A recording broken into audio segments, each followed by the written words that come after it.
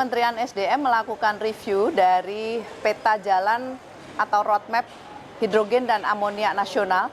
Jadi kita berharapkan masukan-masukan dari industri yang hadir ya, tidak hanya akademisi, tetapi industri yang justru menjadi penggerak utama ekosistem hidrogen di tanah air.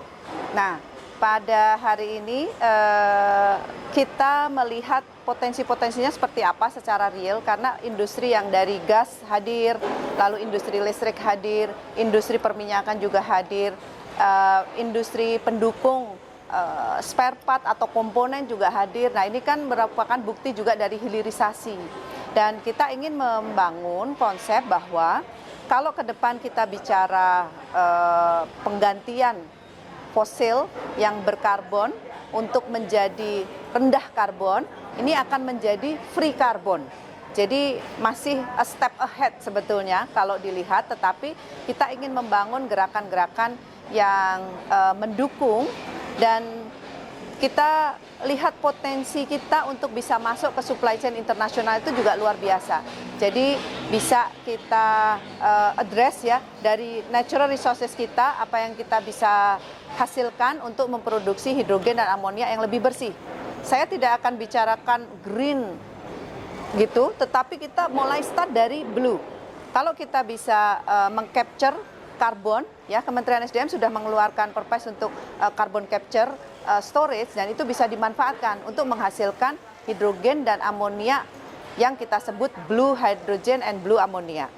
Kalau the next kita punya electrolyzer, tadi Pak Wamen juga sudah menyebutkan tentang electrolyzer, itu kesempatan kita untuk membangun hilirisasi. Dan dengan electrolyzer ini kita juga bisa menghasilkan dari sumber renewable energy, makanya the next step-nya adalah green hydrogen and green ammonia.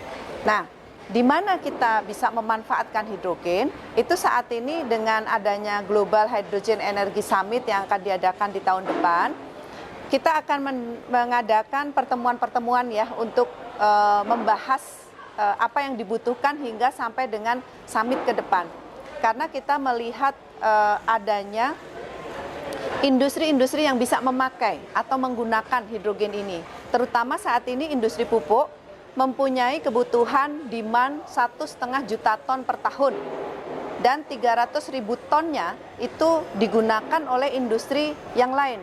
Misalnya margarin, lalu ada industri kaca, industri deterjen, itu semua menggunakan hidrogen.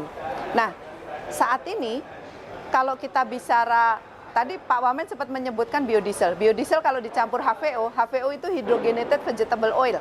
Nah, kan ada hidrogennya juga di situ. Nah, istilahnya hidrogen itu bisa dipakai di mana-mana. Nah, ekosistem ini kita bangun. Selain untuk industri, penggunaannya bisa untuk sektor transportasi, di mana sektor transportasi saat ini PLN sudah membangun hidrogen refilling station di Senayan. Lalu saya dengar industri di Kerawang juga akan ada hidrogen refilling station lagi. Nah, ini kita akan lihat nih, seperti dulu kita memasukkan kendaraan listrik ya. Ini sekarang ada penggunaan hidrogen di sektor transportasi, bisa digunakan di public transportation. Bis kita dorong lebih dulu, lalu nanti mungkin kendaraan-kendaraan yang lain. Nah, pada wadah forum seperti ini, kita inginkan adanya diskusi saling umpan balik ya, dengan teman-teman akademisi, dengan teman-teman dari industri, juga regulasinya akan seperti apa.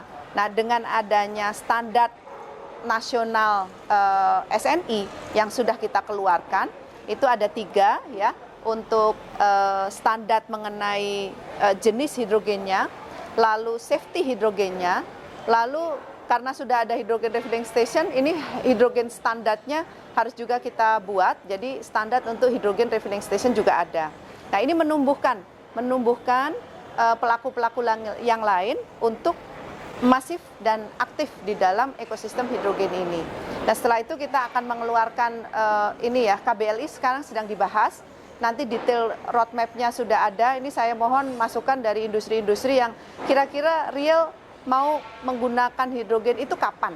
Karena kita butuh kepastian itu. Kami sebagai regulasi, kalau regulasi-regulasi yang sebelum-sebelumnya itu kadang terlampau step ahead sehingga tidak bisa dikejar oleh industri.